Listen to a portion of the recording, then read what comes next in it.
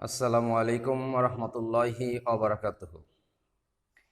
প্রিয় ধর্মপ্রাণ মুসল্লিবৃন্দ, রোজাদার বৃন্দ, যারা শুনছেন তাদের সকলকে আজকে আবারও পবিত্র জুমাবারের আজকে জুমাতুল বিদা এর শুভেচ্ছা জ্ঞাপন করছি। জুমাতুল বিদা মানে বিদায়ী জুম্মা, এটা মানে জুম্মা বিদায় হয়ে গেল তা কিন্তু নয়। বিষয় হচ্ছে যে পবিত্র রহমত, মাগফিরাত, নাজাতের যে মাস, বরকতময় মাস, গুনাহ মাফের মাস, মানুষকে পরিত্রাণ দেওয়ার মাস, মানুষকে বিশুদ্ধ খাঁটি মুমিন মুত্তাকি করে গড়ে তোলার যে মাস, সেই মাসটি বিদায় হতে চলেছে। একটি মাস সিয়াম সাধনার মধ্য দিয়ে আমরা যে ইবাদত বন্দেগী করে আসছিলাম, যে নাজাত পাওয়ার একটা অন্যতম সুবর্ণ সুযোগ পেয়েছিলাম, সেটা প্রায় বিদায় হতে চলেছে। এই জন্য আজকের শেষ জুম্মাটাকে আমরা বলছি যে জুমাতুল বিদা। যাই হোক, আমরা যেটাই বলি না কেন, আজকে আমি দুটি বিষয় নিয়ে আপনাদের সাথে কথা বলতে চাই। এগুলো আমাদের জানা খুবই জরুরি। তো বিষয় হচ্ছে, একটা বিষয় আমি আলোচনা করব, সেটি হচ্ছে যে রমজানের শেষ দশক, রমজানের যে শেষ 10 দিন চলে, 20 রমজান থেকে 29 কিংবা 30 রমজান পর্যন্ত, এই শেষ দশকে বিশ্বনবী মুহাম্মদ সাল্লাল্লাহু আলাইহি সাল্লামের অন্যতম একটি আমল ছিল, সেটার নাম হলো ইতিকাফ। এই ইতিকাফ থেকে আমরা অনেকেই বঞ্চিত। আমরা ইতিকাফ করতে একেবারেই নারাজ, করতেই চাই না। মুরব্বী দু একজন লোকসহ দু একটা লোককে আমরা অ্যাডভাইস করি, অনুরোধ করি যে তারা যেন ইতিকাফ থাকেন।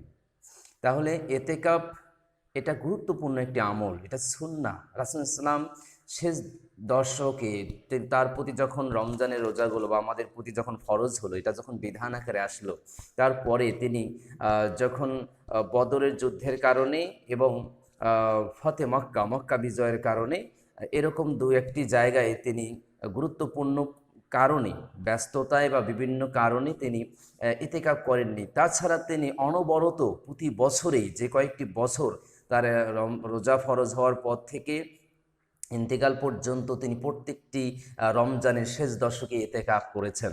কতটা গুরুত্বপূর্ণ! তিনি কিন্তু ছাড়েন নেই, একেবারে প্রয়োজনে তিনি ছেড়েছেন। তাছাড়া অনবরত তিনি এটা বিরামহীনভাবে করে গেছেন। তার মানে এই জন্য এটাকে অনেকে বলেছেন সুন্নতে মুআক্কাদা, তবে কিফায়া। কেন এটাকে কিফায়া করা হয়েছে? যে সমাজের পক্ষ থেকে কেউ আদায় করলে এটা সকলের আদায় হয়ে যাবে।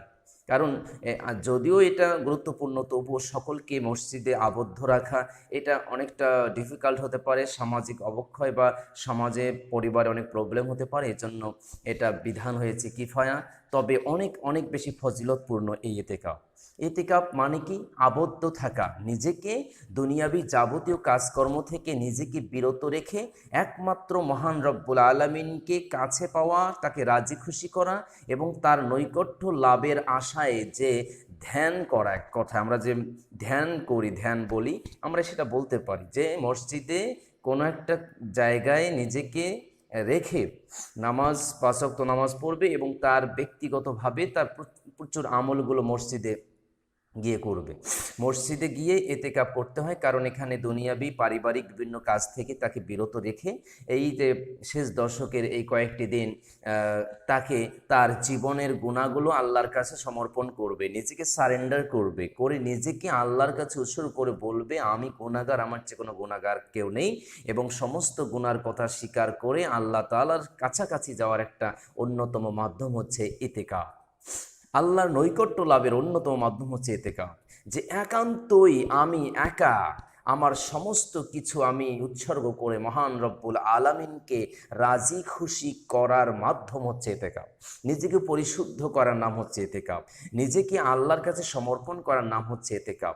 দুনিয়ার সমস্ত কাজকর্ম থেকে বিরত থেকে নিজের আত্মাকে পরিশুদ্ধ করা, নিজের আত্মাকে অত্যন্ত পরিষ্কার পরিচ্ছন্ন করা এবং এক কথায় মহান রব্বুল আলামিনের কাছাকাছি যাওয়ার অন্যতম সিস্টেমটাই হচ্ছে ইতিকাফ। এটা অনেক বেশি ফজিলতপূর্ণ, অনেক বেশি সওয়াবের, অনেক বেশি গুনাহ মাফের মাধ্যম হচ্ছে ইতিকাফ। এজন্য অবশ্যই আপনারা শেষ দশকে তো অনেক দিন পারই হয়ে গেছে, ন্যূনতম রমজানে 3 দিন ইতিকাফ করা জরুরি। একদিন, অনেকে একদিন রোজা ইতিকাফ করেন, লাইলাতুল কদরে প্রবেশ করেন, তারপরে একদিন পরে বেরিয়ে আসেন। এটা ইতিকাফ নয়। ইতিকাফ সর্বনিম্ন রমজানে 3 দিন করতে হবে। তবে একদিন এতেকাপও করা যাবে, সেটা রমজানে নয়, এটা যে কোনো দিন নফল। এতেকাপ 3 ধরনের হয়। এতেকাপে ওয়াজিব হয়, এতেকাপে সুন্নাহ বা সুন্নতে মক্কাদা কিফায়া, আর এটা হচ্ছে এতেকাপে নফল। নফল হচ্ছে আমি যে কোনো সময় এতেকাপ করতে পারি, এটা হচ্ছে এতেকাপ। আর সুন্নতে মুআক্কাদা কিফায়া বা সুন্নাহ হচ্ছে যেটা রাসূল সাল্লাল্লাহু আলাইহি ওয়াসাল্লাম শেষ দশকে করেছেন শুধুমাত্র রমজান মাসে। আর ওয়াজিব হচ্ছে যে আমার কোনো একটি কার্য হাসিলের জন্য আমি আল্লাহর কাছে মান্নত করেছি যে আল্লাহ আমি এই কয়দিন আমি এতেকাপ করব, তাহলে তার কাজটি হাসিল হয়ে গেলে তার এই এতেকাপ করাটা সঙ্গে সঙ্গেই ওয়াজিব হয়ে যায়। তাহলে আমি কি বললাম, এতেকাপ অত্যন্ত ফজিলতপূর্ণ, গুনাহ মাফের অন্যতম একটি হাতিয়ার এবং মাধ্যম আল্লাহর খুব কাছাকাছি যাওয়া। রোজাই তো আল্লাহকে কাছাকাছি, আল্লাহর কাছাকাছি নিয়ে যাওয়ায়। তবে এতেকাপ মানুষকে একবারেই খুব নীরবে নিভৃতে আল্লাহকে ডাকার অন্যতম একটি সুযোগ তৈরি করে দেয়। দুনিয়ার কাজকর্ম ব্যস্ততা থেকে নিজেকে ফ্রেশ রেখে আল্লাহর কাছাকাছি যাওয়ার অন্যতম মাধ্যমের নাম হচ্ছে এতেকাপ, যার মাধ্যমে একজন মুমিন আরও বেশি মুমিন হতে পারে, খাঁটি হতে পারে, পরহেজগার হতে পারে, নিজেকে তাকওয়া অর্জন করতে পারে, চারিত্রিক বৈশিষ্ট্যে আখলাকে হামিদা হুসনুল খুলক তার অর্জিত হওয়ার অন্যতম সুবর্ণ সুযোগ হচ্ছে এতেকাপ। সো মাই ডিয়ার লিসেনার, আপনারা অবশ্যই কি করবেন, সাধ্য অনুযায়ী সুযোগ পেলেই অন্ততপক্ষে 3 দিনের এতেকাপটি আপনারা নিয়ত করে ফেলবেন। সেকেন্ড অপশন আমি 2-1 মিনিটে কথা বলে নিই, সেটা হচ্ছে সদগাতুল ফিতর। সদগা মানে আমরা যারা স্বাবলম্বী রয়েছি কাদের প্রতি সদগাতুল ফিতর ওয়াজিব হয়ে যাবে। আমাদের বিভিন্ন মত আছে, তবে আমি বলতে চাই সেটা হলো যে আপনার পরিবারের সকল সদস্যদের উপর সদগায়ে ফিতর ওয়াজিব। যদি কোনো শিশু সন্তান ঈদের দিন ফজর নামাজের আগ পর্যন্ত জন্মগ্রহণ করে, তারও আপনার ফিতরা দিতে হবে। যদি ঈদের দিন ফজরের পরে জন্মগ্রহণ করে, তাহলে তার ফিতরা দিতে হবে না। প্রত্যেক সদস্যদের নেতৃত্ব যিনি দিচ্ছেন, পরিবারের নেতৃত্ব দিচ্ছেন, তিনি ফিতরা সবার পক্ষ থেকে আদায় করবেন, বা সকলে সম্মিলিতভাবে করলেও চলবে। তবে যারা ছোট তাদের তো দেয়ার এবিলিটি নেই, তো প্রধানরাই দেবেন। তো কত টাকা দেবেন, এখানে মাসালা হচ্ছে 1 সা পরিমাণ সম্পদের বা খাবারের উপর ডিপেন্ড করে ফিতরা দিতে হয়। তো আমি বলবো যে আপনারা যখন ফিতরাটা দেবেন, সদগাতুল ফিতর দেবেন, আমি মনে করি যে অনেকে খাদ্যের জন্য বলেছেন, খাদ্য দেওয়া উত্তম, তবে বর্তমান প্রেক্ষাপট পরিস্থিতি অনুযায়ী আপনারা টাকাটাই দেবেন। কেন টাকাটা দিবেন, সবাই যদি খাবার দেয়, খাদ্য দেয়, প্রধান খাবার রাসূল ইসলামের যুগের প্রধান খাবারগুলোর উপর তিনি সদকাতুল ফিতর করেছেন বা দিতে বলেছেন। তো আমাদের বাংলাদেশের প্রধান খাবার হচ্ছে চাল, এই চালের উপর ডিপেন্ড করে আমরা মূলত ফিতরাটা দিব। তবে ফিতরাটা সবাই যদি আমরা চাল দেই, যে সবাই আমরা চাল দিলাম 3 কেজি 4 কেজি, যার যেটা 5 কেজি করে চাল দিলাম গরিব মিসকিনদেরকে, তারা আবার চালই খাবে, চাল সেদ্ধ করে ভাত কি দিয়ে খাবে?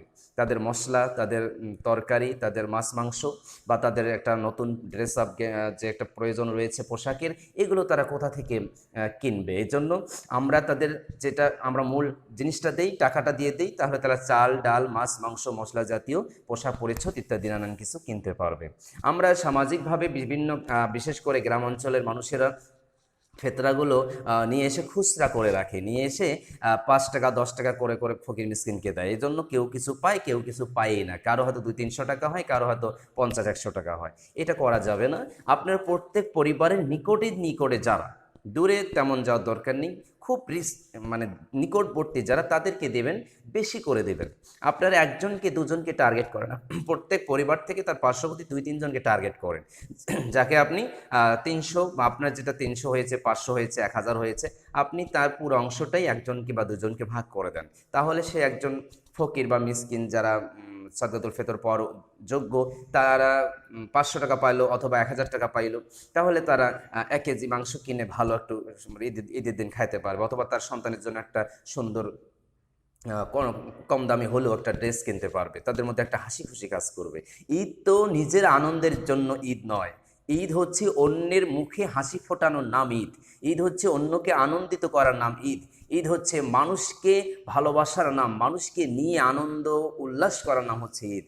আল্লাহ তখনই খুশি হবেন যখন আমি কোনো গরিব মিসকিন অসহায় বিবস্ত্র ক্ষুধার্ত তৃষ্ণার্ত মানুষের মুখে হাসি ফোটাতে পারবো, তাহলে আমার ঈদ হবে। আমি শুধু আমার পরিবারকে নিয়ে মানে ভালো আছি, ইমেজে আছি, এর নাম ঈদ নয়। ঈদ হচ্ছে ওই সমস্ত মানুষ যারা ঈদ করতে পারে না, তাদেরকে ঈদ করানোর নামই হচ্ছে প্রকৃত ঈদ। এই জন্য এগুলো আমাদের খেয়াল রাখতে হবে। আর সদকাতুল ফিতর আমরা অবশ্যই আদায় করব। ঈদের জামাতে যাওয়ার আগেই সদকাতুল ফিতর আদায় করা ওয়াজিব, তবে এর পরে আদায় করা যাবে, তবে সওয়াব কম হবে। আর আগে দিলে সদকাতুল ফিতর পরিপূর্ণভাবে আদায় হয়ে যাবে।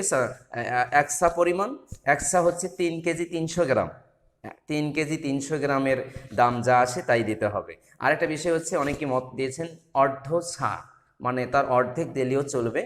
এটা একটা কারণ হচ্ছে যে কোনো সময় প্রোডাক্টের দাম একটার চেয়ে আরেকটার কম বেশি হয়, তাহলে আমরা যদি মাঝেরটা ধরি বা একটু বড়টা ধরি, ওখান থেকে অর্ধেক করি, তাহলে হয়তো অনেকেই এটা মত দিয়েছেন।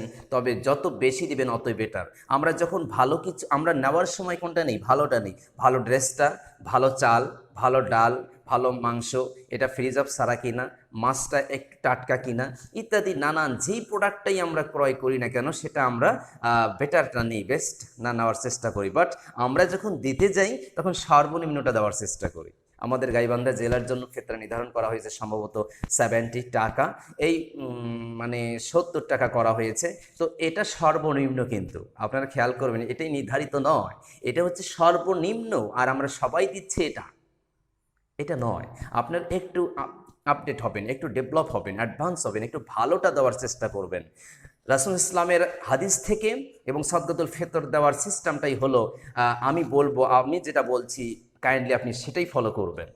আমি এটা গুরুত্ব কেন দিচ্ছি, কারণ এটার যৌক্তিকতা এবং এটার উপরে হাদিসের রেফারেন্স রয়েছে। সেটা কি রকম, যে আপনি পরিবারে যেটা গ্রহণ করেন, আপনি যদি চালের বিনিময়ে যদি আপনি সদকাতুল ফিতর নির্ধারণ করে গরিব মিসকিনদেরকে দান করেন, তাহলে কি করবেন, আপনি যে মানের চালটি খান, আপনি যে মানের চাল খান, আপনার ফ্যামিলি স্ট্যাটাস অনুযায়ী আপনি যে চালটা খান, সেই চালের উপরে আপনার সদকাতুল ফিতর ওয়াজিব। আপনি খান দামি 70 টাকা কেজির চাল, 65 টাকা কেজির চাল, আর আপনি ফেতরা দিচ্ছেন হচ্ছে 40-45 টাকা কেজির চাল, মোটা মোটা চাল, গরিবের চাল। আপনি ড্রেস করেন, আপনি লুঙ্গি পাঞ্জাবি পরেন দামি দামি, আর জাকাতের সময় আপনি 200 টাকা 150 টাকার শাড়ি খোঁজেন, 2-3 দিন কাচি দিলেই সে শাড়ি আর শাড়ি থাকে না। তো বিষয় হচ্ছে যে লুঙ্গি দেন 150-200 টাকা, how can it is possible? এটার নাম চ্যারিটি, ইসলামের বিউটি নয় এটা আমাদের ইসলাম শিখায়নি। ইসলাম শিখিয়েছে আমি যা খাবো তাদেরকে তাই খাওয়াবো, আমি যে ড্রেস পরবো তাদেরকে সেই ড্রেসটাই পরাবো। এটাই রাসূল সাল্লাল্লাহু আলাইহি ওয়াসাল্লামের নির্দেশনা। রাসূল কত বড় মহৎ কাজ করেছেন, যে অধীনস্থ বা গরিব মিসকিনদের মধ্যে তফাৎটা নাই, তাদের অবস্থানগত কিছু পার্থক্য আমাদের মধ্যে আছে, স্তর অনুযায়ী থাকতে পারে, কিন্তু অ্যাজ এ ম্যান, হিউম্যান, আমাদের মধ্যে কোনো তফাৎ নেই, আমরা এক, অভিন্ন। এজন্য ফেতরা হচ্ছে যে সরকারিভাবে হোক, ইসলামিক ফাউন্ডেশন কর্তৃক যেটা নির্ধারণ করা হয়েছে আমরা সাপোর্ট দিচ্ছি, মেনে নিচ্ছি। তবে ব্যক্তিগতভাবে ইচ্ছা পোষণ করছি আমরা, যে আমরা ভালোটা দেওয়ার চেষ্টা করব। সদকাতুল ফিতর যখন দিতেই হবে তো ভালোটা দেব, সব যদি নিতেই হয় তো বেশিটা নেব। এটাই হচ্ছে আমাদের চাওয়া পাওয়া। অবশ্যই আমি বোঝাতে পেরেছি। আপনারা যে সদকাতুল ফিতর দিবেন, আপনাদের ফ্যামিলির স্ট্যাটাস যেমন এবং সেই অনুযায়ী আপনারা যে ধরনের খাবার, যে ধরনের পোশাক পরেন, আপনাদেরকে সেই মানের সদকা আদায় করতে হবে, নাহলে সদকাতুল ফিতর সঠিকভাবে আদায় হবে না। অবশ্যই আপনারা বুঝতে পেরেছেন। আমি অনুরোধ করব, আপনাদের পার্শ্ববর্তী গরিব মিসকিন অসহায় ক্ষুধার্ত বিবস্ত্র তৃষ্ণার্ত রোগে শোকে যারা পীড়িত আছেন, তাদের পাশে দাঁড়াবেন, তাদেরকে অর্থ দিয়ে, তাদেরকে পোশাক দিয়ে, তাদেরকে খাবার দিয়ে সাহায্য সহযোগিতা করে তাদের ঈদের দিন একটি সুন্দর হাসি তাদের মধ্যে প্রেজেন্ট করবেন। তাহলেই আল্লাহ রব্বুল আলামিন আমাদের সকলের প্রতি খুশি হবেন। আজকে পবিত্র জুমার দিন, আমরা জুমার নামাজে সবাই আগে ভাগে যাব এবং নামাজটি আদায় করব ইনশাআল্লাহ। সকলকে আবারও রমজানের শেষ দিকের শুভেচ্ছা এবং পবিত্র জুমার দিনের শুভেচ্ছা এবং সকলের সুস্বাস্থ্য, দীর্ঘায়ু, মঙ্গল কামনা করে সকলের আমাদের ইমানি জজবা এবং মুত্তাকি হওয়ার যে গৌরব অর্জন করতে পারছি, আমরা জানি না কতটা তাকওয়া অর্জন করতে পেরেছি। আল্লাহ যেন আমাদেরকে তাকওয়াবান মুত্তাকি হিসাবেই কবুল করেন, একজন রোজাদার হিসাবে কবুল করেন, একজন নামাজি বান্দা হিসাবে কবুল করেন। কিয়ামতের ময়দানে আমরা যেন একজন পরিপূর্ণ নামাজি এবং রোজাদার হিসাবে দাঁড় হয়ে সেই সুবর্ণ যে অপরচুনিটি আমাদের জন্য অপেক্ষা করছে, সেটা হলো রায়্যান নামক দরজার মাধ্যমে জান্নাতে প্রবেশ করা, আমরা যেন সেটাই রিসিভ করতে পারি। সকলকে ধন্যবাদ। আল্লাহ হাফেজ।